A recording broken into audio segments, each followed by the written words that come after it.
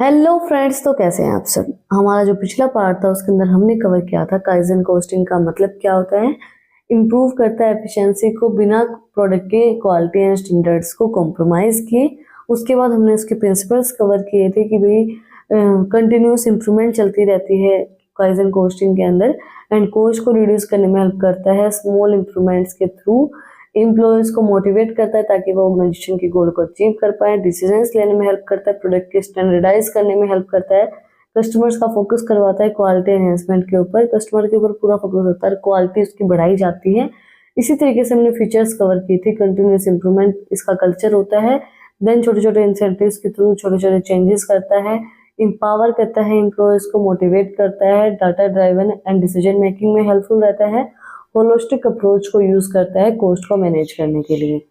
ये टॉपिक्स हमने अपने पिछले पार्ट के अंदर कवर किए थे। अगर आपने वो वीडियो नहीं देखी है तो उसका जो लिंक है वो डिस्क्रिप्शन के अंदर है, आप लोग जाके चेक कर सकते हैं इस वीडियो को यहीं पे पोस्ट करके। क्योंकि पहले आप जाके समझें काइजन कोस्टिंग का मतलब, प्रिंसिपल्स एंड फीचर्स क्या क्या होते हैं, उसी के बाद आपको समझ में आएंगी types of kaizen costing. Kaizen costing is a method that focus on the continuous improving process. This means finding ways to make things better all the time. The process involves identifying wasteful things and making changes that will help. By doing these, the company can work more effectively, efficiently, and make better quality product and save money. Kaizen costing का simple सा मतलब ही यही होता है कि continuous improve करना चीज़ों को, ऐसे ऐसे तरीके ढूंढना जिससे आपका टाइम बचे, सारी वेस्टफुल एक्टिविटीज़ जो हैं वो आपकी रिड्यूस हो जाए, आपकी कंपनी की जो वर्क एफिशिएंसी वो और भी ज़्यादा इम्प्रूव हो, प्रोडक्ट की क्वालिटी इम्प्रूव हो, और जिससे आपका टाइम और पैसा दोनों ही चीज़ें बचे। काइजन कोस्टिंग उस चीज़ के अंदर काम करती है। पहला हमारा टाइप दिया गया है एसेट्स ओरिएंटेड और organisation oriented. Kaizen costing is a method that help in business reduce expenses by improving how they use their assets. It involves examining process and to find inefficiency and taking action to optimize assets use. For example, if a machine is only used 60% of the time, the Kaizen costing is a method to identify ways to increase usage of to 80%. This can result in 25% of reducing in assets cost. देखो simple सी चीज़ हमें दी गई है। Kaizen costing का मतलब क्या होता है, ये एसेट्स ओरिएंटेड होता है और ऑर्गेनाइजेशन ओरिएंटेड होता है। इसका मतलब क्या होगा, जैसे कई बार हमें क्या होता है, हमें पता नहीं होता है कि ये जो मशीनरी हम इसको इस तरीके से भी यूज़ कर सकते हैं। तो काइजन कोस्टिंग के अंदर अलग अलग तरीके ढूंढे जाते हैं। कोई मशीनरी को हम 60% यूज़ कर रहे हैं तो अलग अलग तरीके ढूंढे जाएंगे, अलग अलग चीज़ें की जाएंगी जिससे हम उस मशीन को 80% यूज़ कर सकें। और 80% यूज़ करने से आपकी जो एसेट्स की कॉस्ट है वो 25% रिड्यूस हो जाएगी। अब आप ये सोचेंगे 60 और 80 का डिफरेंस तो आपका 25 नहीं आ रहा है, 20 आ रहा है। वो एसेट्स की कॉस्ट को बता रहा है, एसेट्स की कॉस्ट आपकी 25% रिड्यूस होगी। ठीक है, और एफिशिएंसी इंप्रूव कर रहे हैं ना हम, तो 20%, एसेट्स की कॉस्ट तो 25% रिड्यूस हो जाएगी। Product oriented Kaizen costing is a way to reduce the cost of making a specific product. It looks at everything in making the product including material, labor and overheads. The goal is to find ways to reduce waste and inefficiency in the production. A company can find ways to lower cost without sacrificing quality. For instance, if a business uses too much material to make a product, Kaizen costing can help find ways to use less material while still producing a high quality product. Kaizen costing जो होती है वो product oriented भी होती है। ये आपको बताती है कि आप किस तरीके से आप कोई भी प्रोडक्ट बना रहे हैं। तो ये नहीं है कि आप प्रोडक्ट बना रहे तो आप उस स्पेसिफिक प्रोडक्ट को ही देखेंगे, उसके अंदर ही चीज़ों को रिड्यूस करने की कोशिश करेंगे, नहीं। काइजन कोस्टिंग आपको हर एक चीज़ को दिखाती है कि भाई मटेरियल कितना लगा रहे हो आप, लेबर कितना लगा रहे हो, और ओवरहेड कॉस्ट आपकी जो है वो कितनी है। उन सब चीज़ों को देख के आपकी एफिशिएंसी को इम्प्रूव किया जाता है और चीज़ों को और बेहतर बनाया जाता है और अच्छे अच्छे तरीके यूज़ किए जाते हैं जिससे आपके प्रोडक्ट की क्वालिटी का जो स्टैंडर्ड है वो और भी ज़्यादा हाई हो। आप प्रोडक्ट की क्वालिटी का स्टैंडर्ड कभी भी लो नहीं करेंगे। काइजन कोस्टिंग के अंदर ये चीज़ नहीं बोली गई है कि आप चीज़ों को इम्प्रूव करने के चक्कर में आपके प्रोडक्ट की क्वालिटी का स्टैंडर्ड आप लो कर देंगे, नहीं। प्रोडक्ट की क्वालिटी का स्टैंडर्ड और भी ज़्यादा हाई होता जाएगा। बट जो भी वेस्टफुल एक्टिविटीज़ होती हैं, भाई ज़्यादा कहीं पे मटेरियल वेस्ट हो रहा है, मटेरियल पड़ा है यहाँ पे, मटेरियल यहाँ पड़ा है, कई बार होता है ना कि मटेरियल आपने इतना सा छोड़ दिया, इतना सा, क्या फ़र्क पड़ता है, छोड़ दो ना, अपना क्या जाता है। तो वो सब चीज़ें जो हैं वो वेस्टफुल एक्टिविटीज़ को रिड्यूस करना।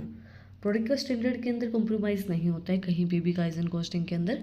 Standardize Kaizen involves continuous improvement efforts focused on the incremental changes in process, product, and system. It applies across various departments and functions within the organization, aiming to enhance productivity, quality, and cost efficiency. Standardize जो है kaizen होता है वो continuous improvement के ऊपर ही focus करता है। इसके अंदर आपको हर एक चीज़ के अंदर कंटिन्यूस इंप्रूवमेंट दिखेगा।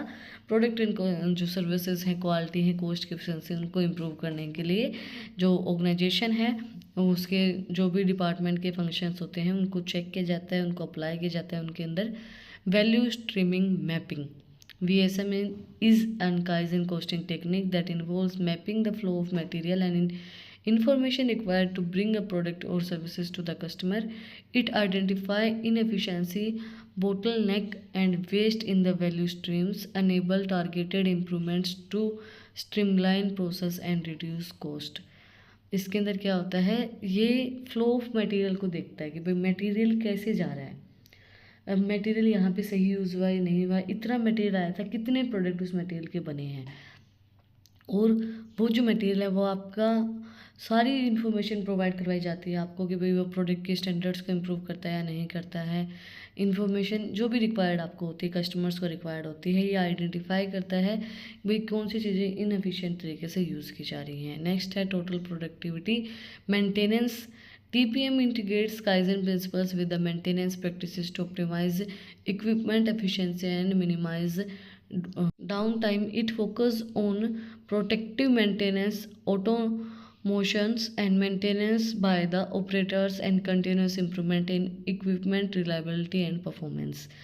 ये जो है ये वो प्रिंसिपल्स जो हमारे काइजन कोस्टिंग के अंदर हमने किए थे उसी के ऊपर बेस्ड है भाई। इक्विपमेंट्स जो हमारे हैं उनके एफिशिएंसीज को इम्प्रूव करता है और फोकस करता है मेंटेन करने के लिए, मेंटेनेंस ऑफ जो हमारी कंटिन्यूस इम्प्रूवमेंट चलती रहती है इक्विपमेंट्स के अंदर।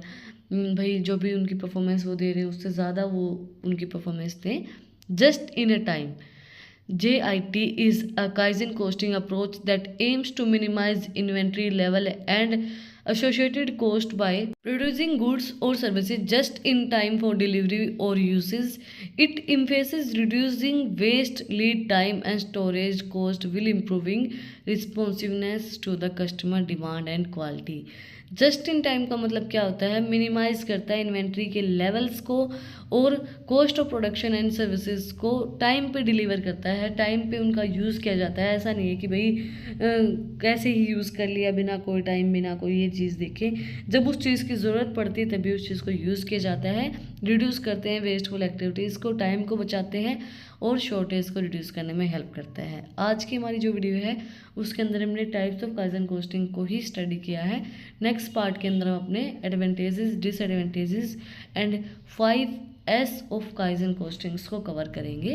अगर आपको आज की वीडियो पसंद आई तो आप लोग को बताइए क्या करना है, कमेंट सेक्शन में मुझे बताना है कि आपकी वीडियो कैसी लगी। कोई भी डाउट है तो वो भी आप लोग कमेंट सेक्शन में मुझसे पूछ सकते हैं। और अगर आपने वीडियो को यहाँ तक देखा है तो प्लीज़ सब्सक्राइब के बटन पे एक मुक्का मार दो और बेल आइकन प्रेस करो ताकि जो सबसे पहली अपडेट है वो आप लोगों के पास आए। और अगर आपको इन टॉपिक्स की PDF चाहिए तो टेलीग्राम चैनल का लिंक भी डिस्क्रिप्शन में है, वहाँ पे जाके आप मुझे सब्सक्राइब कर सकते हैं। और भी इंटरेस्टिंग रील्स को देखने के लिए इंस्टाग्राम चैनल का लिंक भी डिस्क्रिप्शन में है, वहाँ पे जाके आप मुझे फॉलो कर सकते हैं। फिर मिलते हैं एक नई वीडियो के साथ, एक नए टॉपिक के साथ। Like share and subscribe. Thank you for watching my video and enjoy your life.